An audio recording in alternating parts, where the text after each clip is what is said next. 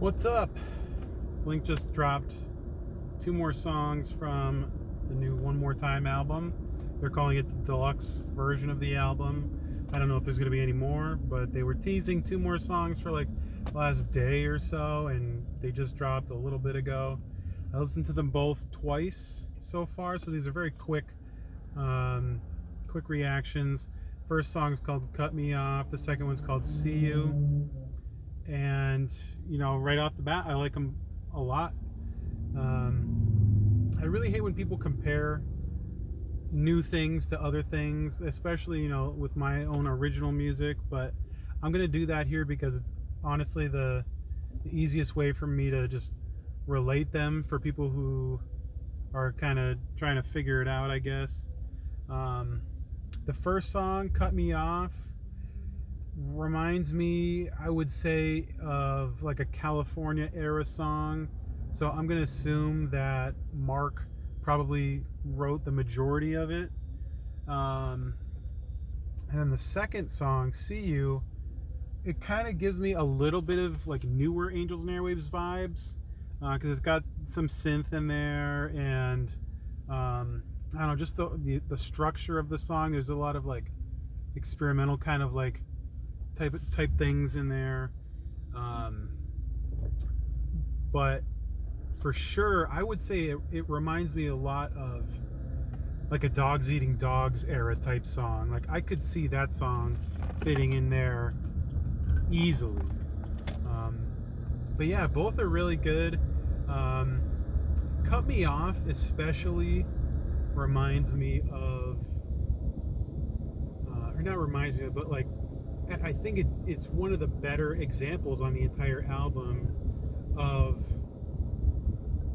Tom and Mark's vocals, lending themselves, to the songs like together. Does that make sense? I don't know. Sometimes it's hard to come up with the words while I'm driving. I feel like they played off each other really well in this song, and a lot of the other songs on the album, it's like Tom will do the verse, or usually, I mean, honestly, most of the time it's Tom doing the chorus, but it'll be like Mark doing one section and Tom doing one section, and I don't know, this one felt like a bit more, not quite call and response, but it was a bit more of just both of them going at it, at the same time. That's what she said. I don't know.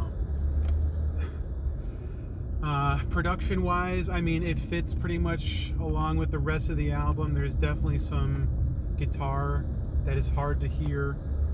Not that that's all that surprising. I mean, most of the songs on the album are like that.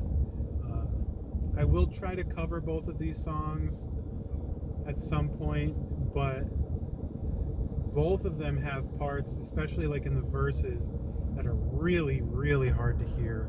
I'm gonna have to either, take some liberties and kind of guess at some parts, or maybe I'll be able to come up with something, after a few more listens. I'm not sure, but yeah, overall, I think they're really good songs.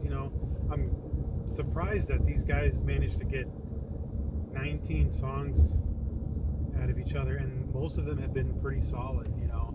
There's really not a lot of filler on this album, in my opinion. I mean, the joke songs are what they are, but I mean, they're gonna have those anyway. Most of their albums have those. And I don't know, I had gotten a comment a bit ago, I think it was on my review of One More Time, and someone was saying, if we narrowed this down to like 10 or 11 songs, trim the fat a little bit, this would be a really strong album. And while I do agree that it would probably make a tighter package, it would be hard for me to cut songs. I mean, if I had to cut any of them, I'd probably cut like the interlude, Hurt, and maybe like the other couple really short ones.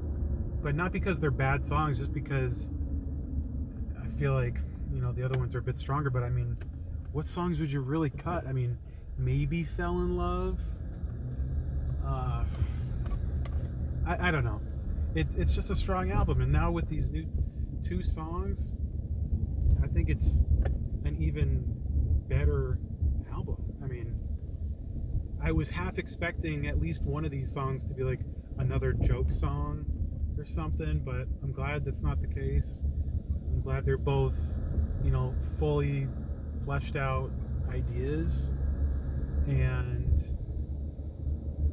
I don't know. I mean, I'm happy. I'm glad. They're really good songs. I have a feeling a lot of other people are going to really dig them. They definitely both kind of have that almost Angels and Airwaves kind of vibe to them a little bit. You know, definitely they feel more newer Blink than older Blink. Some of those songs on the album, you know, like Terrified's obviously kind of Boxcar Racer vibes, and there's other ones like that could fit in more with the older stuff, but these definitely feel like 2023 Blink-182 to me personally. So I'm curious to know what you guys think. And yeah, keep an eye out for some covers.